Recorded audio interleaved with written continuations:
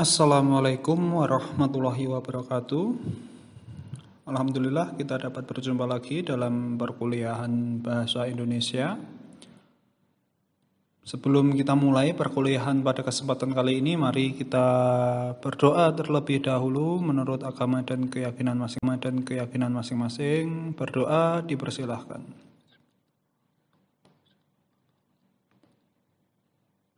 Selesai. Baik teman-teman, kita telah memasuki beberapa materi terkait dengan penyusunan proposal, baik proposal penelitian maupun proposal kegiatan, di mana di akhir sesi kemarin terakhir saya memberikan penugasan kepada teman-teman. Harapannya dapat dikerjakan secara maksimal. Jadi ada 2 tugas. Yang pertama rangkuman yang harus dikumpulkan sesuai dengan ketentuan yang sudah saya sampaikan, dan juga proyek proposal penelitian yang itu sebagai tugas akhir seperti itu. Baik teman-teman, memasuki materi yang kali ini kita akan membahas mengenai melaporkan hasil penelitian dan hasil kegiatan. Jadi sedikit pengantar saja. Setelah kalian menyusun proposal penelitian dan proposal kegiatan, jelas ketika proposal kan rencana ya. Rencana itu sudah terrealisasi, otomatis kalian harus membuat sebuah laporan, khususnya dalam hal pertanggungjawaban. Dalam hal proposal kegiatan ya pertanggungjawaban, kalau proposal penelitian ya hasil dari penelitian itu seperti apa kalian sampaikan dalam laporan penelitian. Seperti dalam kesempatan kali ini, materi kajian yang akan kita bahas atau kita diskusikan lebih lanjut yaitu melaporkan hasil penelitian dan hasil kegiatan. Jadi memang laporan itu isinya hasil dari apa yang telah kalian lakukan, baik hasil penelitian ketika kalian riset apa, ingin mencari tahu apa sesuai dengan rumusan masalah kalian, lalu bagaimana hasilnya. Kemudian selain itu juga berkaitan dengan hasil kegiatan, itu bagaimana kalian sudah merencanakan melalui proposal, kemudian kalian realisasikan kegiatan-kegiatan itu step by step dan sebagainya, itu harus dipertanggungjawabkan. Misal untuk hasil kegiatan ini di setiap struktur organisasi yang berperan serta dalam kegiatan itu harus mempertanggungjawabkan kinerja dari kegiatan-kegiatan yang sudah dilakukan, seperti itu. Adapun komponen yang akan kita diskusikan, yang pertama itu membangun konteks teks laporan. Jadi seperti apa seharusnya teks laporan itu dibuat. Kemudian yang kedua yaitu menelusuri model dan menganalisis teks laporan. Jadi ada beberapa model yang harus kalian perhatikan, lalu kemudian kalian analisis, khususnya dari struktur bahasa dan sebagainya. Seperti itu materi yang akan kita kaji pada perkuliahan online Bahasa Indonesia kali ini. Baik, yang pertama yaitu membangun konteks teks laporan.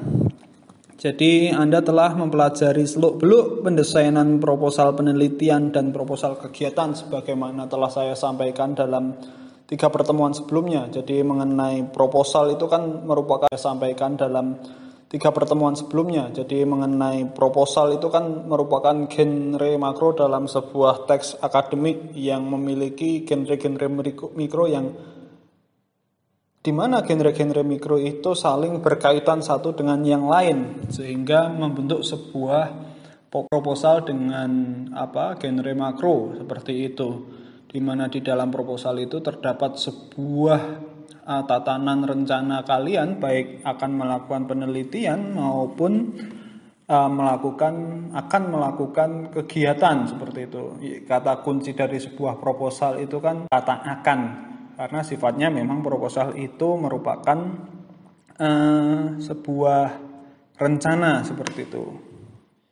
Jadi berkaitan dengan konteks laporan itu biasanya dilakukan setelah penelitian atau kegiatan dilakukan. Peneliti atau pelaksana kegiatan perlu membuat laporan kepada pihak-pihak yang terkait. Nah, ini jelas misalnya kalian melakukan penelitian yang dimana penelitian itu merupakan sebuah hibah penelitian mahasiswa baik dari kampus maupun hibah dari pemerintah, kalian harus mempertanggungjawabkannya hasil penelitiannya seperti itu. Jadi ketika kalian ingin mengetahui sesuatu dalam hal kalian telah melakukan penelitian, apa yang kalian dapat? Misalnya saja judulnya itu mengenai analisis yuridis terhadap putusan Mahkamah Konstitusi nomor sekian tentang bla bla bla bla seperti itu.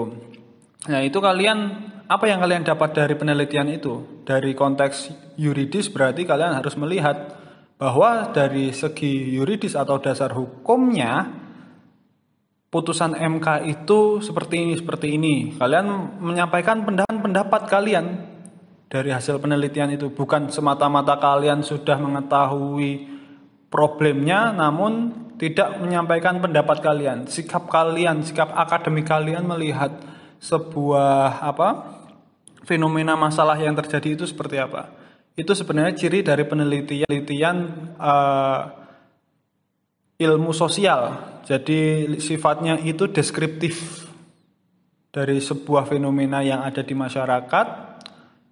Kalian cari permasalahan pokoknya, kemudian kalian tahu sehingga kalian pendapat solusi dari permasalahan itu apa. Jangan sampai ketika kalian melaporkan laporan penelitian itu hanya sebatas menerangkan apa yang ada saja tanpa memberikan solusi seperti itu.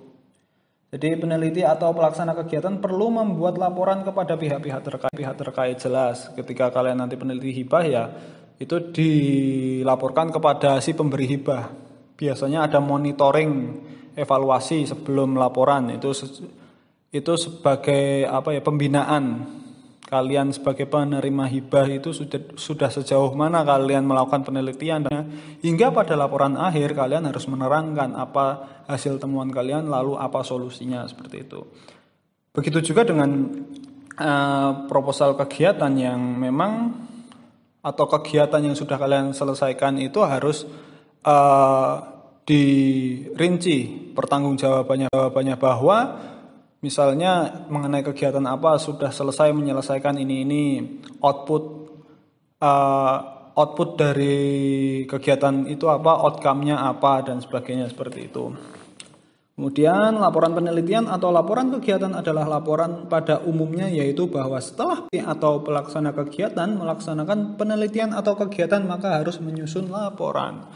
Ini hal umum yang barang pasti saya berkeyakinan kalian sudah pernah ikut sebuah kepanitiaan baik di SMA dulu maupun di masyarakat. Pasti kalian ketika menyusun kegiatan bermula dari proposal dan berakhir di laporan, di mana apa yang kalian sudah laksanakan itu tertuang semuanya, diceritakan semuanya melalui laporan. Khususnya kalau misalnya itu adalah kegiatan ya laporan pertanggungjawaban kegiatan seperti itu. Berhasil atau tidak, tercapai atau tidak rencana-rencana yang sudah kalian susun dalam proposal seperti itu. Kemudian laporan penelitian dan laporan kegiatan mempunyai genre makro secara khusus sesuai dengan jenjang pendidikan dan jenis kegiatan yang relevan dengan kehidupan akademik. Nah, ini menjadi menarik teman-teman. Jadi memang khusus dalam laporan penelitian itu memiliki genre makro khusus. Misalnya kalian sekarang studi di S1. Ini saya mencontohkan untuk prodi hukum saja ya, karena yang saya ketahui di prodi hukum, ketika kalian menyusun tugas akhir skripsi, genre makro khususnya adalah kalian sebatas bisa memahami sebuah peraturan perundang-undangan dikaitkan dengan kasus yang ada di masyarakat. Lalu bagaimana kesimpulan kalian? Seperti itu. Misalnya ada bunyi sebuah undang-undang, barang siapa melakukan pencurian dan bla bla bla bla, lalu kemudian ada pencurian yang memang itu case-nya agak berbeda, pencurian melalui pencurian melalui dunia maya. Bagaimana kalian mengadopsi atau memanfaatkan bunyi pasal pencurian itu diterapkan dalam case pencurian elektronik Dalam arti ini pencurian uang elektronik itu bagaimana? Seperti itu kalian sampaikan. Kalau S1 sebatas bisa menulis dari dasolen sama desainnya itu dianggap sudah cukup. Nanti berjenjang lagi. Ketika kalian S2 kalian harus berteori, bukan hanya sebatas apa yang ada di peraturan, tapi teori doktrin-doktrin dari para ahli itu bisa kalian maknai, disesuaikan dengan peraturan yang ada dan case yang ada, seperti itu. Lebih tinggi lagi besok S3, kalian harus berfilsafat. Jadi paham-paham sebuah mazhab atau apa itu kalian kaji yang dengan teori, peraturan perundang-undangan dan case yang ada. Jadi setiap jenjang itu laporan penelitian itu memiliki genre makro khusus. Baik, selanjutnya ini jenjang laporan penelitian. Nah, ini apa yang telah saya sampaikan sebelumnya, ini agak terkait. Jadi laporan yang didasarkan pada penelitian dapat disusun dengan genre makro skripsi untuk jenjang S1, tesis untuk jenjang S2, dan disertasi untuk jenjang S3. Jadi harapannya saya doakan kalian tidak berhenti untuk menikmati skripsi saja, tapi kalian juga bisa besok menikmati tesis, bahkan disertasi. Bisa memiliki kesempatan untuk sekolah sampai S3, seperti itu. Karena memang bukan ijazah yang harusnya menjadi faktor utama dalam kalian mencari jenjang pendidikan yang lebih tinggi, tapi tingkat keilmuan, tingkat pemahaman kalian terhadap sebuah kasus yang terjadi di masyarakat itu akan lebih tajam, akan menjadi manusia yang dipandang lebih bijak dalam menghadapi sebuah masalah ketika memang kalian sudah punya pengalaman keilmuan, khususnya dalam dunia lingkup akademik kalian, karena memang kalian berjenjang pendidikan tinggi sampai S3 katakanlah. Bahkan saya doakan dari prodi hukum, bukan prodi hukum saja, tapi seluruh mahasiswa fakultas ilmu sosial itu minimal ada yang bergelar profesor kelak, seperti itu. Kita amini sama-sama. Itu mengenai jenjang laporan penelitian. Yang berikutnya, selain itu laporan penelitian juga dapat dinyatakan dengan genre makro artikel ilmiah. Nah, ini jadi laporan penelitian itu luarannya itu bukan hanya sebatas skripsi, tesis maupun disertasi, tapi juga karya ilmiah. Contoh misal hasil penelitian kalian diterbitkan melalui publikasi ilmiah, melalui jurnal, melalui makalah yang dipresentasikan dan sebagainya, seperti itu. Itu mengenai jenjang laporan penelitian. Berikutnya mengenai laporan kegiatan. Jadi di pihak lain laporan kegiatan tidak disusun berdasarkan penelitian, tidak sama seperti penelitian yang memang itu merupakan sebuah hasil apa yang ingin kalian ketahui, tetapi berdasarkan kegiatan, misalnya latihan kerja atau job training. Kalian sebelumnya telah menyusun proposal untuk melakukan training di sebuah perusahaan. Ini bagi teman-teman manajemen dan akuntansi yang mencoba ingin mengimplementasikan ilmunya di kampus besok, terus lalu membuat proposal untuk bisa training atau magang di sebuah perusahaan. Ini juga ada magang juga, internship, itu seminar. Jadi misalnya kalian mahasiswa itu menyusun atau merancang sebuah kegiatan seminar nasional bahkan internasional seperti yang sebelumnya telah dilaksanakan oleh UHB melalui kegiatan ICCH itu, tapi sayangnya kayaknya itu bukan kepanitiaan mahasiswa, seperti itu. Yang jelas dari kegiatan itu kegiatan seminar itu, apa yang hasil kalian dapat dari rencana yang sudah ada di proposal itu tercapai atau tidak. Misalnya dari jumlah peserta, Misalnya dari apa yang dibahas, lalu keaktifan audiens itu seperti apa. Nah, itu disampaikan dalam proposal. Lokakarya peningkatan apa sebenarnya sama seperti seminar itu. Terus pentas seni katakanlah menyambut Disnatalis UHB, kalian menyelenggarakan pentas seni seperti itu bisa. Dan kegiatan kemahasiswaan yang lainnya misalnya seperti ospek atau PKKMB seperti dulu kalian lakukan, atau misalnya makrab dan sebagainya, itu apa yang sudah disampaikan dalam proposal itu direalisasikan dalam bentuk pertanggungjawaban melalui laporan kegiatan seperti itu. Di mahasiswa yang terlibat dalam kepanitiaan dituntut untuk menulis laporan setelah mereka menyelesaikan kegiatan-kegiatan tersebut. Jadi kan ada untuk proposal kegiatan atau kegiatan yang kalian rencanakan pasti ada susunan kepanitiaan. Jadi setiap panitia itu menyusun pertanggungjawaban apa yang sudah dikerjakan, sejauh mana ketercapaian disesuaikan rencana dan sebagainya seperti itu. Karena kita semakin kesini kita harus memang benar bisa mempertanggungjawabkan apa yang sudah kita lakukan seperti itu, khususnya dalam hal pelaksanaan kegiatan-kegiatan formal seperti kegiatan kemahasiswaan dan sebagainya. Itu harus dapat terukur dari awal perencanaan proposal sampai akhir, itu sejauh mana ketercapaian dari rencana yang tertuang dalam proposal itu diukur dari hasil laporan yang dibuat oleh panitia. Itu mengenai laporan kegiatan. Nah, ini sedikit teman-teman, jadi mungkin ada teman-teman yang bertanya, bagaimana kalau saya menyampaikan skripsi untuk S1, tesis untuk S2, disertasi untuk jenjang S3.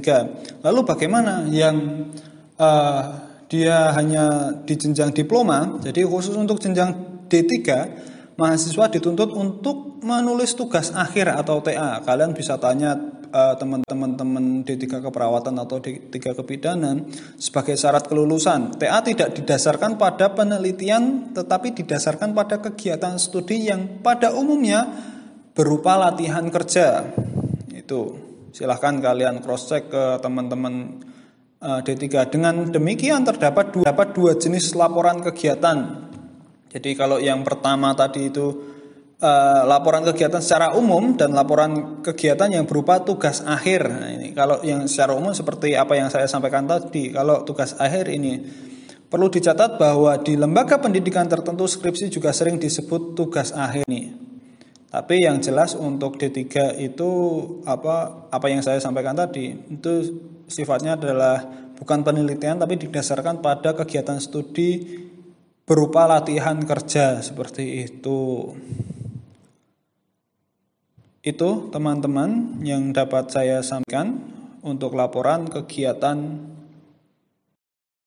Berikut materi yang terakhir yaitu menelusuri model dan menganalisis teks laporan. Jadi melaporkan hasil penelitian atau hasil kegiatan termasuk pengolahan dan analisis data dalam bentuk tulisan itu tidak mudah teman-teman. Jadi sering sekali peneliti atau pelaksana kegiatan mengabaikan pentingnya penulisan laporan baik dari segi kebahasaan. Jadi memang ketika berbicara laporan penelitian kalian harus bahasanya yang baku, walaupun bahasa kalian sendiri tapi harus jelas EYD-nya seperti itu, maupun dari segi ketepatan waktu pelaporan. Jadi biasanya kan ada deadline, laporan itu harus kapan dan sebagainya, itu harus diperhatikan. Seringkali banyak yang molor seperti itu. Karena ya salah satunya faktor ketidakfokusan itu juga bisa, atau mungkin ada faktor lain. Jadi padahal pengabdi itu mengerugikan karena dari segi yang pertama, apabila laporan tidak disusun dengan formulasi bahasa yang sesuai, ini untuk kebahasaan tadi, termasuk struktur teks yang seharusnya, laporan itu akan sulit dipahami. Jadi apa yang kalian temui, hasil riset apa yang kalian dapat dari laporan penelitian atau bahkan laporan kegiatan, ketika tata teks bahasanya sulit dipahami, itu akan mendapatkan nilai buruk dari pihak yang terkait. Misalnya kalau penelitian hibah ya dari reviewer, atau penelitian skripsi ya dari dosen pembimbing dan sebagai dosen penguji bahkan seperti itu. Kemudian kedua, dari segi yang kedua, apabila penelitian atau kegiatan itu tidak segera dilaporkan, hasil-hasil dan temuan-temuan penelitian atau kegiatan tersebut tidak akan diketahui oleh berbagai pihak dengan cepat. Jadi memang berkaitan dengan proposal penelitian, dunia pendidikan itu terus meningkat dan meningkat. Ketika kalian tidak segera menyelesaikan laporan penelitian kalian, ada kemungkinan apa yang kalian teliti itu sudah berganti lagi. Misalnya ini sekali lagi saya mencontohkan dari segi hukum. Kalian mengkaji sebuah undang-undang pemerintahan daerah, itu di masa reformasi ini sudah berulang kali berganti. Jadi misalnya kalian mengkaji undang-undang tentang Undang-Undang nomor 32 tahun 2004 tentang pemerintah daerah. Itu kalian lakukan di tahun 2011 lah, katakanlah seperti itu.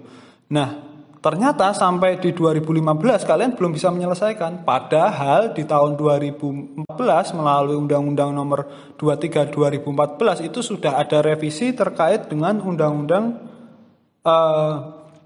pemerintah daerah yang tadi, yang Undang-Undang 32 2004 seperti itu, sudah digantikan dengan Undang-Undang 23 tahun 2014. Jadi memang harus diperhatikan ketepatan waktu laporan, dan harus diperhatikan lagi selain itu, apabila penulisan dan pemupublikasian penelitian atau kegiatan segera dilakukan. Jadi ini kalau misalnya kalian bisa tepat waktu, manfaat teoritis dan praktis penelitian atau kegiatan itu juga dapat segera dirasakan. Jadi memang harus kalau bisa hasil penelitian yang kalian lakukan itu adalah sebuah kajian ilmu yang segar, yang ter-up to date seperti itu, sehingga dapat bermanfaat itu juga bahkan di kemudian hari seperti itu. Misalnya untuk penelitian, asalkan temuan-temuannya didasarkan pada analisis yang dapat dipertanggungjawabkan, laporan penelitian itu dapat digunakan sebagai referensi. Ya, itu ketika hasil penelitian kalian itu segar, kalian itu bisa dikutip oleh penelitian berikutnya. Itu sebenarnya sebagai sebagai penghargaan terhadap penelitian yang kalian lakukan. Walaupun tidak ada nilai uangnya, tapi ketika penelitian kalian dikutip oleh seseorang, itu secara akademik sudah luar biasa seperti itu. Itu mengenai menelusuri model dan menganalisis teks laporan yang harus diperhatikan kebahasaan dan ketepatan waktu laporan. Itu saja teman-teman yang dapat saya sampaikan untuk materi kali ini. Kurang lebihnya saya mohon maaf. Wabillahi taufiq wal hidayah. Wassalamualaikum.